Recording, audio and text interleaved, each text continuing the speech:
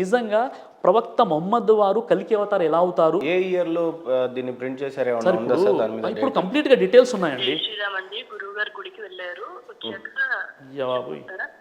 Right అండి. ఇప్పుడు ఒక విషయం ఏంటంటే ముహమ్మద్ ప్రవక్త ప్రస్తావన హిందూ మత గ్రంథాల్లో ఉందా లేదా? ఆయన లేదంటున్నారు, నేను ఉందంటున్నాను. నాకు ఎలా తెలిసిందంటే హిందూ మత పండితుడు సంస్కృత విద్వాంసుడైనటువంటి పండిత్ వేద్ ప్రకాష్ ఉపాధ్యాయ్ గారు కల్కి అవతార్ అంతిమ ఋషి అనే పుస్తకం రాశారు. అందులో ఆధారంతో పాటు ఉంది, ఇది ఒక పుస్తకం. రెండో పుస్తకం పురాణాల్లో ముహమ్మద్ సల్లల్లాహు అలైహి వసల్లం, ఇవి వేరే పబ్లికేషన్ వాళ్ళు చేశారు. ఆ తర్వాత హిందూ ధర్మ గ్రంథాల్లో ముహమ్మద్ సల్లల్లాహు అలైహి వసల్లం, ఇది ఇప్పుడు మూడో పుస్తకం. తర్వాత ఇది కల్కి అవతార్ ముహమ్మద్ సాహెబ్ అని, ఇది వేరే పుస్తకం. తర్వాత ఇది కలియుగాంతం. ఈ విధంగా ఇన్ని పుస్తకాలలో ప్రవక్త ముహమ్మద్ సల్లల్లాహు అలైహి వసల్లం వారి యొక్క ప్రస్తావన ఉందండి. ఈ పుస్తకాల్లో నిజంగా ఆయన ఎప్పుడు వస్తారు, ఎక్కడ వస్తారు, ఎలా ఉంటారు, రూపురేఖలు ఎలా ఉంటాయి అన్న విషయాలు కూడా ముహమ్మద్ ప్రవక్త గురించి చెప్పబడ్డాయి. ఈ పుస్తకాల్లో ఉంది కదా. ఇప్పుడు ఒక వ్యక్తి నోటి మాటగా చెప్పడం వేరు, అది ఒక ప్రింట్ అయినటువంటి పుస్తకాలు. ముహమ్మద్ ప్రవక్త వారు మళ్ళీ తిరిగి వస్తాడు అనేది రాస్తుందండి సార్. ముహమ్మద్ ప్రవక్త వారు రారండి, మళ్ళీ తిరిగి వస్తారా? ఆయన తిరిగి రారు, ముహమ్మద్ ప్రవక్త వారు రారు. ముందు ఈ విషయాన్ని మీరు కంప్లీట్ అయిపోతే వేరే విషయంలోకి వెళ్ళిపోదాం. నేను చెప్పే విషయం ఏంటంటే ముహమ్మద్ ప్రవక్త వారు వేదాలలో ఆయన నరాశంస అంటే యో నరో ప్రశస్యత అంటే ఏ నరుడైతే ప్రశంసింపబడతాడో, ముహమ్మద్ అనే అర్థానికి ప్రశంసింపబడేవాడు. ఆ తర్వాత ఆ నరాశంస ఎవరో కాదు, ముహమ్మద్ ప్రవక్తాన్ని వేద ప్రకాష్ ఉపాధ్యాయ్ చెప్పారు విషయాన్ని, లక్ష్మీ శంకరాచార్య వారు చెప్పారు విషయాన్ని, శ్రీ శ్రీ రవిశంకర్ గారు కూడా ఒక ప్రోగ్రాంలో అవునండి వేదాల్లో ముహమ్మద్ ప్రవక్త ప్రస్తావన ఉందని చెప్పారు. పురాణ్ పాతదా వేదాలు పాతవా? సార్ ఈ టాపిక్ కంప్లీట్ అయిపోనివ్వండి. నేనేం చెప్తున్నానంటే ప్రవక్త ముహమ్మద్ వారు వస్తారు అన్న విషయంలో ఇన్ని పుస్తకాలు మీకు చూపించానండి. మీకు హిందీలో కూడా ఉన్నాయి, తెలుగులో ట్రాన్స్లేషన్ కూడా ఉన్నాయి. ముందు ఈ విషయాలపై ఆయన స్టడీ చేయమని చెప్పండి. రైట్. ఈ విషయాలపై స్టడీ చేసి దీనికి కౌంటర్లు ఇవ్వమని చెప్పండి ఆయన. ఎవరికి? సంతోష్ ఘనపాటి గారి. మరో విషయం ఏంటంటే ఇప్పుడు ఏదైతే మీరు క్వశ్చన్ అడుగుతున్నారో, ఏం క్వశ్చన్ అడిగారండి? వేదాలు ముందు పుట్టాయా, ఖురాన్ ముందు పుట్టిందా, బైబిల్ ముందు పుట్టిందా? ఈ విషయం మీరు తెలుసుకోవాలి. దీన్ని అడగబోయే ముందు ప్రధానంగా క్రిస్టియన్ సోదరులంతా కూడా క్లెయిమ్ చేసేది ఏంటంటే సిరాజ్ గారు, బైబుల్ నుండి కాపీ చేసినటువంటి ఖురాన్ ఏ రకమైన దివ్య గ్రంథం కాదు అని ప్రధానంగా ఆరోపిస్తూ ఉంటారు. ఖచ్చితంగా ఖురాన్ అనేది కంప్లీట్గా బైబుల్ నుంచే పుట్టింది. ఆదాం హవా టాపిక్ వాళ్ళది, అబ్రహం అనే టాపిక్ వాళ్ళది, పౌలు అనే టాపిక్ వాళ్ళది. దాని తర్వాత డేవిడ్ రాజుని దావీద్ అన్నారు వాళ్ళు, ఇక్కడ ఇంకో రకమైన పేరు వినిపించింది. అక్కడ నోహార్కు ఉంటే ఇక్కడ నోహార్కు ఉన్నాడు. అక్కడున్న కంప్లీట్ చాప్టర్ అంతా కూడా ఖురాన్ అక్కడి నుంచే కాపీ చేయబడింది. ముందు 2000 సంవత్సరాల ముందు వాళ్ళది అని అంటే మీది 1600 సంవత్సరాల క్రితం అని అంటున్నారు. దీనికి ఫస్ట్ క్లారిఫికేషన్ ఇచ్చిన తర్వాత వేదాలతో వీల్ కాపీ విత్ అదర్ గ్రంథాస్. సార్ ఇప్పుడు వేదాలు హిందూ సోదరులు, హైందవ సోదరులు ఏదైతే వేదాలు విశ్వసిస్తున్నారో అది మనం దీన్ని క్లారిఫై చేసి then will come to the Veda. Bible, Quran. Bible నుండే పుట్టింది ఖురాన్. ఖురాన్ ఏం కొత్తగా వచ్చినటువంటి గ్రంథం కాదు. ఫస్ట్ అక్కడ గ్రంథం ఎవరితో రాయిస్తాడు? పరిశుద్ధాత్మ శక్తితో రాయిస్తాడు, లేదంటే గాబ్రియల్ దూతతో రాయిస్తాడు.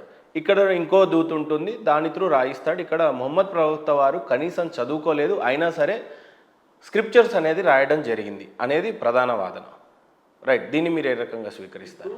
ఖురాన్ నుండి, బైబిల్ నుండి ఖురాన్ కాపీ చేశారా అన్న విషయం మీకు అర్థం అవ్వాలంటే ఇప్పుడు ఖురానులో యేసుక్రీస్తు వారి యొక్క పుట్టుక గురించి అది పరిశుద్ధమైనటువంటి పుట్టుక. అవును, తర్వాత కాబట్టి ఖచ్చితంగా అక్కడ ప్రస్తావన వస్తుంది. కాపీ చేసినప్పుడు అందులో ఇప్పుడు కాపీ చేసినప్పుడు ఇది ఎవరైతే కాపీ చేస్తున్నారో వాళ్ళు ఇంకా దీన్ని ఉన్నతంగా చెప్పాలి కదా. ఇప్పుడు దాన్ని సమర్థిస్తూ ఎందుకు చెప్పబడ్డాయి అన్న విషయాన్ని, ఈ కాన్సెప్ట్ మీకు అర్థం కావాలంటే ఖురాన్లో విషయం ఏముందంటే మీరు పూర్వపు గ్రంథాలని కూడా విశ్వసించండి. ముస్లింలకు ఒక షరతు ఏంటంటే కేవలం ఖురాన్ మాత్రమే కాదు, ఖురాను కంటే పూర్వం ఎన్నైతే గ్రంథాలు అవతరించాయో అవన్నీ గ్రంథాలపై మీరు విశ్వాసం కలిగి ఉండండి అని మనకు ఖురాన్ అంటుంది. ఇప్పుడు అదే గుర్తుందా? అయ్యో చాలా వర్సెస్ ఉన్నాయి. సో మాయిదాలో చాలా వర్సెస్ ఉన్నాయి. మీకు పూర్వీకుల చెప్పండి గుర్తుంటే. లేదు ఇక్కడ దివ్య ఖురాన్ ఉందా మీ దగ్గర? దివ్య ఖురాన్ అంటే నేను తీసుకొచ్చేవాడిని. నేను చెప్పే విషయం ఏంటంటే మీరు మీకు పూర్వము అవతరించినటువంటి గ్రంథాలని కూడా అనుసరించండి. వాటిని మీకు పూర్వం ఏదైతే గ్రంథాలు వచ్చాయో ఆ గ్రంథాలపై కూడా మీరు విశ్వాసం కలిగి ఉండండి. పూర్వం అంటే ముందు బైబిలే పుట్టింది, తర్వాతనే ఖురాన్ పుట్టింది అనేది మీరు చెప్తారు. ముందు బైబిల్ అంటే బైబిల్ అసలు పేరేంటి? ఇంజీల్ అనమాట. ఇంజీల్ బైబిల్గా రూపాంతరం చేయడం జరిగింది. కాబట్టి ఇంజీల్ ఎవరికి ప్రసాదించడం జరిగింది? యేసుక్రీస్తు అంటే ఈసా అలైహిస్సలాం అంటారు. యేసుక్రీస్తుపై ఇంజీల్ అనే పుస్తకం వచ్చింది. అది మార్పు చేర్పులతో అంటే అది ఏంటంటే రూపాంతరం చెంది ఇక్కడ బైబిల్గా వీళ్ళు పిలుస్తున్నారు. కాబట్టి ఏ సోర్స్ అయితే ఏ దేవుడైతే అక్కడ ఇంజీల్ని పంపించాడు ఆ దేవుడే ఖురాన్ని పంపించాడు. కాబట్టి సిమిలర్గా ఉంటాయి ఆ విషయాలు, అందులో ఎలాంటి సందేహం లేదండి. ఎందుకు అక్కడ ఆదాం హవ్వనే ప్రస్తావిస్తే ఇక్కడ సేమ్ అదే ప్రస్తావించాడు? ఇక్కడ దావీదు ఉంటే ఇక్కడ దావీద్, అక్కడ డేవిడ్ ఉంటే ఇక్కడ దావీద్ అయ్యాడు, మీ దగ్గర ఇంకొకటి అయ్యాడు, అక్కడ ఇబ్రాహిం ఉంటే అబ్రాహం ఉంటే ఇక్కడ ఇబ్రాహిం అయ్యాడు. ఎందుకు ఈ రకమైనటువంటి తర్జుమా జరిగింది అని అంటారు? పోనీ ఇక్కడ ఖురాన్కి బైబిల్కి అసలు ఏమైనా సంబంధం ఉందా? మీకు ఒక విషయం చెప్తాను. సెమిటిక్ రిలీజియన్స్ ఏవైతే ఉన్నాయో, Semitic religions, non Semitic religions అనేటటువంటి రెండు విభాగాలు ఉంటాయన్నమాట. సెమిటిక్ అంటే ఏంటి అంటే ప్రవక్త నోవా, అంటే చాప్టర్ నెంబర్ 71 నూహ్ అలైహిస్సలాం యొక్క చాప్టర్ ఉంటుందన్నమాట. అంటే ప్రవక్త నోవా ఎవరైతే ఉన్నారో వారి యొక్క కుమారుడు శామ్ అనమాట. శామ్ సంతానాన్ని సెమిటిక్ రిలీజియన్స్ అని అంటారు. సెమిటిక్ రిలీజియన్స్ ఏంటంటే ఒకటి ఇస్లాం, 2 యూదమతం, 3 క్రైస్తవ్యం. ఈ 3లో సిమిలర్గా ఉండేటువంటి విషయాలు ఏంటంటే దేవుని అస్తిత్వాన్ని నమ్ముతారు, దైవ ప్రోక్తలు నమ్ముతారు, హియర్ ఆఫ్టర్ లైఫ్ని నమ్ముతారు. కాబట్టి ఏ దేవుడైతే అక్కడ ఇంజిల్ని పంపించాడో అదే దేవుడు ఇక్కడ ఖురాన్ని పంపించాడు. మరి అలాంటప్పుడు ఈ సిమిలర్గా కొన్ని విషయాలు ఉంటాయి. ఓకే, సిమిలర్గా కొన్ని విషయాలు ఉంటాయి. మనం అర్థం చేసుకోవడంలో ఇక్కడ అపార్థం జరిగిపోతుంది. మనం అనుకుంటే ఇక్కడ కాపీ ఉద్దేశం కాదు.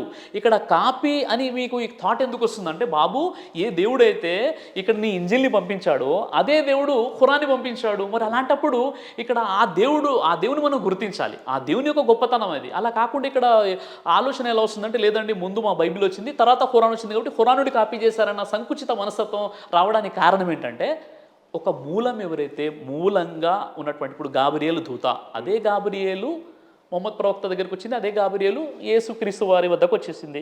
సోర్స్ మొత్తం ఒకటే.